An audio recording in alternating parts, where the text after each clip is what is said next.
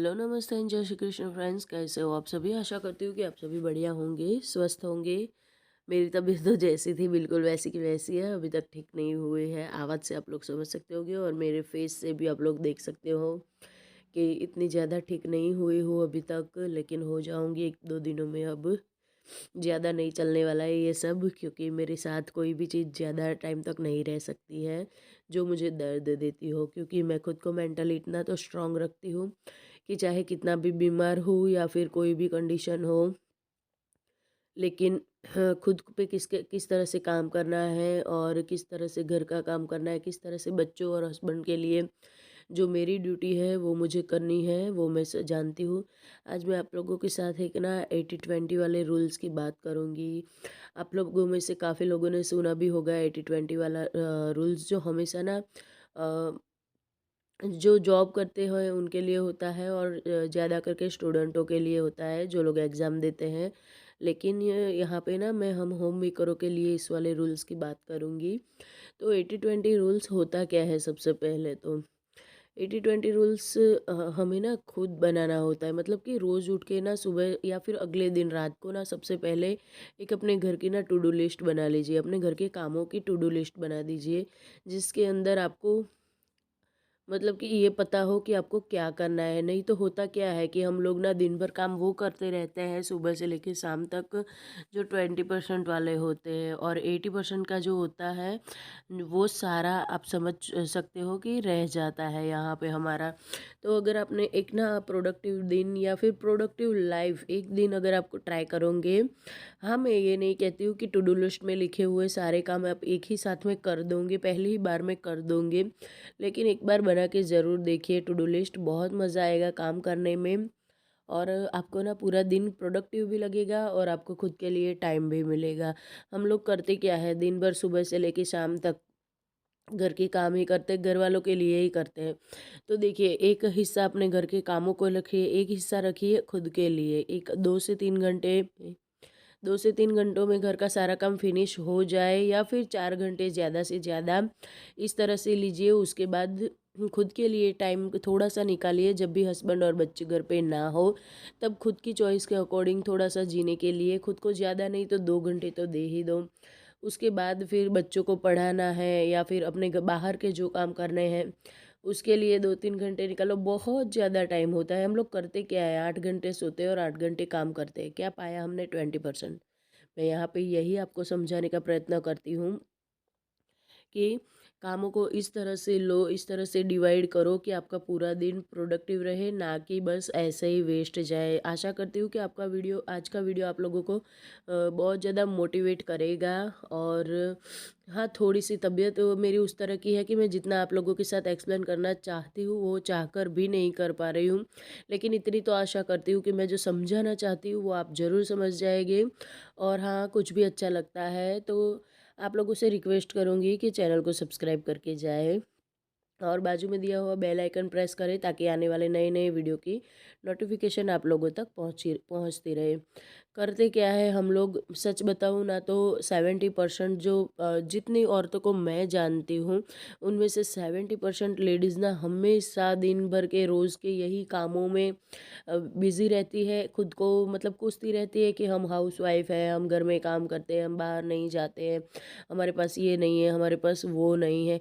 क्यों नहीं है? क्यों नहीं जाते हो बाहर? खुद को टाइम दो। क्यों इन घर की चार दीवारियों के चार कामों के बीच आप पूरा दिन निकाल देते हो? कीजिए, खुद के लिए स्टैंड लीजिए और खुद के कामों को, सबसे पहले कामों को अरेंज कर लीजिए। मुझे पता है आजकल ना जब से ये मोबाइल आए हैं तब से ना लेडीज़ों का, बच्चे और हस्बैंडों के जाने के बाद तुरंत 1-2 1.5 घंटे ना हम लोग 2-2.5 घंटे तो सिर्फ़ और सिर्फ़ मोबाइल में ही भी निकाल देते हैं। या तो किसी को फ़ोन कर दिया, या तो फिर ना रील्स देखने बैठ गए, या तो फिर कोई वीडियो देखने बैठ गए, या फिर कुछ भी मोबाइल के पीछे इतना ज़्यादा टाइम वेस्ट करते हैं ना कि उसके बाद हमारे कामों के लिए देरी हो जाती है। और बहुत ज़्यादा देर होने पे ना हम हौच-पौच हो जाते हैं, मतलब कि थोड़े से टेंस हो जाते हैं कि अभी तक इतना टाइम हो गया, इतना काम पड़ा हुआ है, और हम लोग ना थोड़ा-सा एकदम गुस्से में आ जाते हैं, जल्दी-जल्दी से काम करते हैं और फिर बच्चों के ऊपर सारा गुस्सा निकल जाता है, या तो फिर हस्बैंड के ऊपर निकल जाता है। तो इन सब चीज़ों से बचने के लिए 80-20 रूल्स की मैं बात कर रही हूँ।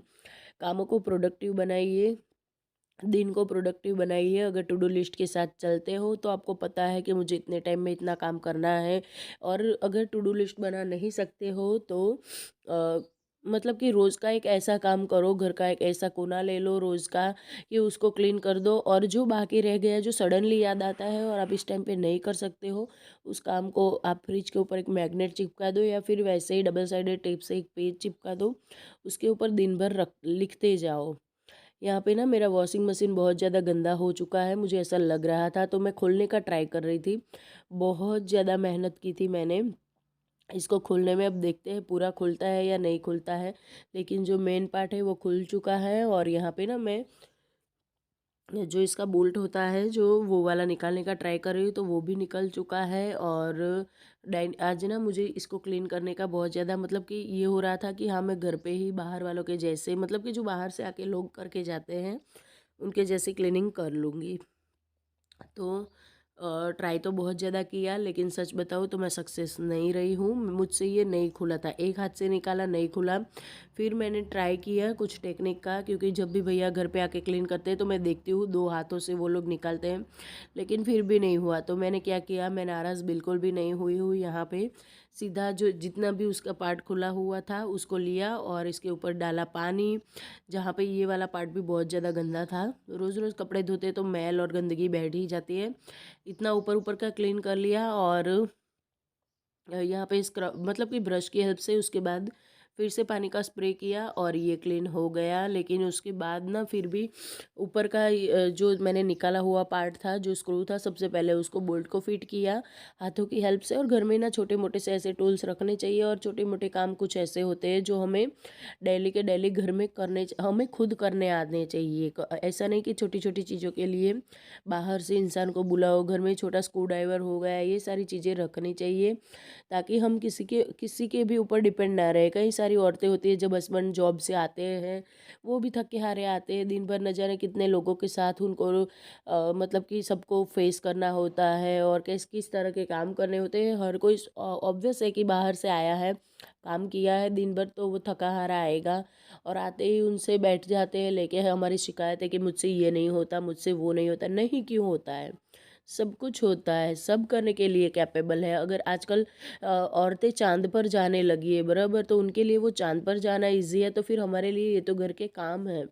जब हम पहली बार स्कूल गए थे तो हमें एबीसीडी का ए भी नहीं आता था, लेकिन आज सब कुछ आता है। क्यों? क्योंकि हमने ट्राई किया है। तो हस्बैंड के ऊपर सबसे मेन बात मैं कहना ये चाहूँगी कि किसी भी औरत को अपने घर के छोटे छोटे कामों के लिए, छिपकली भगाने के लिए या फिर स्क्रू लगाने के लिए या फिर कोई और काम करने के लिए हस्बैंड के ऊपर डिपेंड बिल्कुल भी नहीं रहना चाहिए। खुद से कर लो। 2-4 काम तो घर के ऐसे होते हैं जो हम खुद कर सकते हैं, और नहीं कर सकते तो आजकल तो यूट्यूब बाबा जिंदाबाद है। बहुत सारी चीज़ें, जो भी बहुत सारी नहीं, नेट पे कहीं पे भी आप गूगल पे सर्च कर लो, कहीं पे भी आप कुछ भी सर्च कर लो, आप देख के कर सकते हो। तो फिर क्यों इतना मतलब कि किसी के ऊपर डिपेंड रहना कि हाँ वो आएंगे करके देंगे? नहीं, वो नहीं, हमें करके उनको दिखाना है कि देखिए आज मैंने इतने काम करके रखे हुए हैं। और वो 20% जो हम लोग दिन भर में लेते हैं उससे हमें 80% लेने का, मैं तो कहती हूँ 100% लेना चाहिए। और 100% होने ही चाहिए हर औरत के। नहीं आता है तो अपने आस पड़ोस में से सीखो, अपने से बड़े बुजुर्ग हैं उनसे पूछो। देखिए, सीखने की कोई उम्र नहीं होती है। और हाँ, सफलता मिली तो सही है, नहीं तो अनुभव तो होगा ही होगा, आपको तजुर्बा तो ज़रूर मिलेगा। ऐसा तो है नहीं कि हर काम में हम सफल ही हो जाएंगे, कभी कभी निष्फल भी होते हैं। लेकिन हाँ, जो निष्फलता वाली चीज़ें होती है ना, वो बहुत बड़ा हमें तजुर्बा देके जाते हैं, बहुत बड़ी सीख देकर जाते हैं। तो सीखने से भी कभी कतराना नहीं चाहिए। चलिए, अब यहाँ पे ना डिनर का टाइम हो चुका है। तो दिन में तो मुझसे जितना हुआ था उतना ही शूट किया था, लेकिन उसके बाद शाम में थोड़ी सी ताकत भी थी। और सच बताऊँ ना तो मुझे वीडियो बनाना ना मेरा जुनून बन चुका है। अब मैं अगर बीमार भी हूँ लेकिन वीडियो नहीं बना रही हूँ ना, तो मुझे बिल्कुल भी अच्छा नहीं लगता है। मतलब ऐसा लगता है कि मैं सच में इतनी ज़्यादा बीमार हूँ। मैं खुद से सवाल करती हूँ कि क्या मैं इतनी ज़्यादा बीमार हो चुकी हूँ कि मैं अपना काम भी छोड़ दूँगी? घर का काम तो मैं जैसे तैसे करती ही हूँ, ऐसा तो है नहीं। तो बस इतना ना बस सोच की बात है, नज़रिए की बात है। देखिए, मैंने इतना अपना नज़रिया बदला, लेकिन सच्ची बताऊँ ना, कसम से मुझ में उठने की हिम्मत नहीं थी इस दिन कि मैं उठ के कुछ 2 काम कर लूँ। लेकिन हुआ क्या कि मुझे खुद पे मतलब कि वो होने लगा कि क्या मैं इतनी ज़्यादा बीमार हूँ कि मैं उठ के अपने घर के 4 काम नहीं कर सकती हूँ, और काम तो करूँगी, लेकिन क्या मैं अपना जो मेन काम है, जो मेरा यूट्यूब है, क्या मैं उसको छोड़ सकती हूँ? और अंदर से आवाज़ आई, नहीं सब हो जाए लेकिन ये नहीं हो सकता। उठ गई, मुझ में हिम्मत आ गई और उठते ही मैं लग गई अपने कामों में। और इतना ही नहीं, खाना नॉर्मल तो बनाती ही थी, सब्ज़ी रोटी। हस्बैंड ने तो मना किया था कि नहीं होता तो मत करो, बाहर से लाके खा लेंगे। लेकिन मुझे पता है कल बाहर से खाना आया था तो क्या हाल हुआ था। तो मैं अपने घर वालों को बाहर का खाना बिल्कुल भी खा खिलाना नहीं चाहती थी। साथ में मैंने एक स्वीट भी बना ली। बस हमें ना मेंटली स्ट्रांग होना है, दिमाग से स्ट्रांग होना है। बॉडी अपने आप काम पे लग जाती है, चाहे वो कितनी भी बीमार हो, कितनी भी बड़ी बीमारी हो। तो यहाँ पे मैं बना रही हूँ लापसी, हमारे गुजराती में फाड़ा लापसी बोलते हैं इसको, जो गेहूँ होते हैं ना, जो दलिया, दलिया की लापसी बना रही हूँ। यहाँ पे मैंने ऑयल डाला था, घी बिल्कुल ख़त्म हो चुका था, आज मुझे घी भी बनाना था। और सच बताऊँ ना, कल नाइट से मैंने घी के अंदर जो जामन था वो डाल के रखा था, कि सोचा था कल सुबह बनाऊंगी।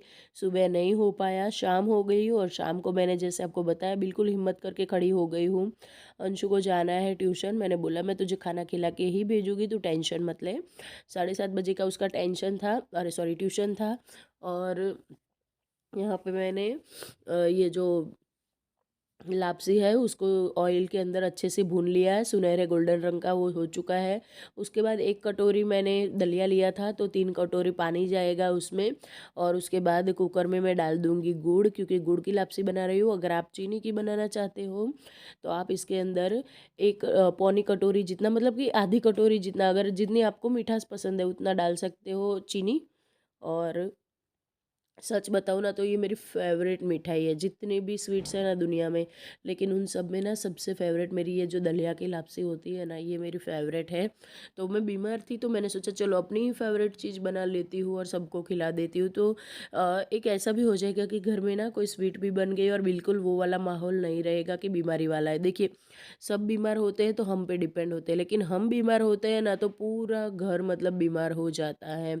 जब एक औरत बीमार होती है ना, पूरा घर में, और मैं नहीं चाहती हूँ कि मेरी वजह से मेरा पूरा घर बीमार हो और सब लोग ऐसा सोचे कि हाँ मम्मी बीमार है तो हमें जो मिलेगा वो खा लेंगे, ये वो। मुझे अच्छा नहीं लगता है बिल्कुल भी कि मेरी फैमिली मेरी वजह से कुछ भी सफ़र करे। तो यहाँ पे मेरी सब्ज़ी रोटी और लापसी बन रही है साइड बाय साइड। कुकर में ही रख दी थी क्योंकि अंशु को जाना था, लेकिन अंशु ने लास्ट में ब्लास्ट किया कि मम्मी अब रहने दो लापसी को, मैं आके खाऊंगा, मैं ना ठंडी हो जाने के बाद खाऊंगा। तो मैंने बोला कोई नहीं, चल भाई तू आके खा लेना, लेकिन लड्डू गोपाल को तो भोग लगा के जा। और सच बताओ ना, आजकल लड्डू के सारे काम अंशु कर रहा है। वो भी बच्चे ना हमसे हमें देख देख के सीखते हैं। देखिए मेरा अंशु मुझसे भी ज़्यादा स्ट्रांग है, मेरा बच्चा, मुझे पता है वो मेंटली ना वो मुझसे भी स्ट्रांग है। वो भी बीमार है, खुद ही बीमार है, लेकिन वो काम नहीं छोड़ता है। और मैं कुछ बोलूँगी तो वो मुझे यही बोलता है कि मम्मी आप भी बीमार हो फिर भी काम कर रहे हो, आप इतना स्ट्रांग हो तो मैं आपका बेटा हूँ, मैं क्यों बैठा रहूँगा। और वो भी बीमारी में भी काम कर लेता है। यहाँ पे ये जो दही, अरे सॉरी मलाई है, उसका मैंने दही बना लिया है। और इतने में छोटू राजा भी आ गए थे, जो बहुत ज़्यादा मस्तीखोर है मेरे घर में। और सच बताऊँ ना, इस टाइम पे ये एक ही हेल्दी है, इसकी इम्यूनिटी पावर बड़ी अच्छी है। खेलता रहता है दिन भर, और अपने पापा की तरह ना खुद के डाइट के लिए बहुत ज़्यादा स्ट्रिक्ट है, इसलिए जल्दी से कोई भी बीमारी उसको ना टच नहीं कर सकती है।